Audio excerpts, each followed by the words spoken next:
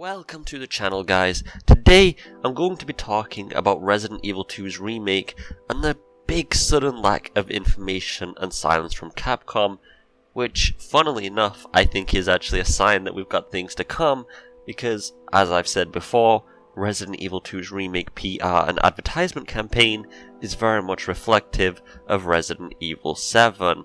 Now, some people might be hating the fact that I mentioned Resident Evil 7. I know it's PTSD syndrome for some people, but in that regard, the advertisement for Resident Evil 7 was very successful, and it is very successful for Resident Evil 2's remake as well.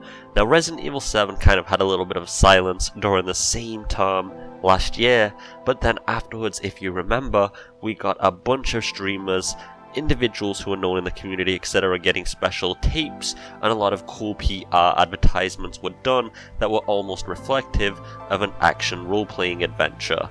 I also want to say I'm so thankful to all the people who have been supportive and all the fans who have checked out all of my content regardless of what I cover, because I just appreciate you guys more than I'll ever be able to articulate.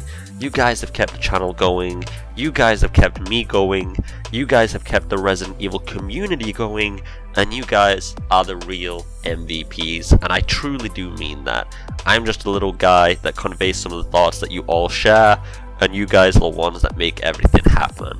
I love you all, and let's get into the video as always. As you can see here, another Steam database update was made.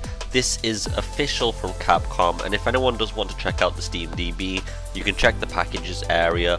Do not check the other areas, as you might get a little bit confused, as it also contains user added content such as tags that include multiplayer, open world, and tags like that, when I think we all know that Resident Evil 2 is not going to be a multiplayer open world game. As fantastic as that sounds, but the packages area is only official updates that Capcom has released onto Steam themselves. Now, the latest package update is an update for an independent demo build. Now, I've noticed that they have been giving some exclusive streamers previous builds of the demo from either TGS or E3. Now, one of the people I recently watched that was a bigger streamer did get just an E3 build, not even the TGS build that contained the zombies outside the gate that I've covered previously, which makes me wonder what particularly is in these updates past some of these elements. Now, we know the critical hit system was added as well in one of the updates. It wasn't in the E3 build, but it was put into the TGS build. But now we've had so many updates since then, what else has been included? And also, is this some kind of hint or revelation that once again, a demo might be coming in December?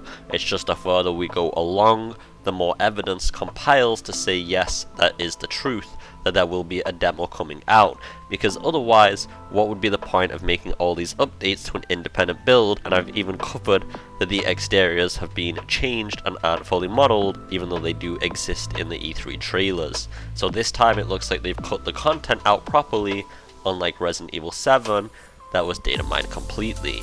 And it may look like Capcom's learnt their lesson and are trying to take everything out as possible so that the only things you can data mine are things from the demo itself. I also want people to remember, as I said at the beginning, that Resident Evil 2's remake advertisement and PR platform has basically reflected Resident Evil 7. And around this time last year, if you guys remember, Capcom did go on the silence. They were revealing interviews and things that we've already seen, just basically reiterating things from maybe individuals who haven't seen the news yet, and so they were telling us about systems that they'd already told us existed 6 months before. However, after that, if you guys all remember, a bunch of YouTubers and prominent individuals got those cassette tapes from Pete, if you remember that, and that was a really cool little element, again reflecting an action roleplay adventure kind of thing. And basically, I do think something similar is going to happen with Resident Evil 2's remake. Now, if you all remember Ben Bertolucci, and I am absolutely horrible with names, so I always butcher them. Someone correct me on that one already. I already know it's coming. I'm ready for it. Come at me, guys. Fight me. Tekken 1v1. But this would be an absolutely amazing way for Capcom to enhance the lore. So like the original tapes that were sent out to individuals showing Pete that didn't really make much sense where people got these tapes from, well, it could be enhanced that Ben had sent these tapes out to members of the public, YouTubers for example, to cover the Raccoon City outbreak.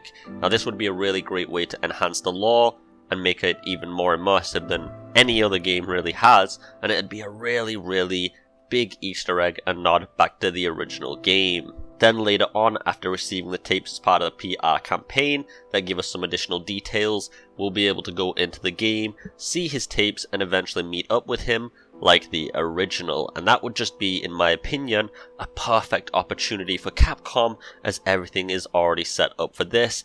I am already assuming there's probably going to be something around this that does actually happen, especially with all of the advertisement campaign reflecting RE7 so much, and the big PR silence that Capcom has gone into lately. The last thing I wanted to cover is the fact that Resident Evil 7, during its entire 6-month advertisement campaign, at first basically only showed the first 30 minutes to an hour of gameplay. We saw literally nothing compared to the rest of the game, as everybody knows now after it was released. However, very close to the release date, we got short segments of the middle and end sections of the game, such as the ship. These were very tiny 2 to 3 second clips, but I do assume, considering that we've only seen little segments of Raccoon City, which is mostly centered around Marvin, the RPD, Birkin, as well as the Chief, and all of that is just very minimalistic compared to the entire game.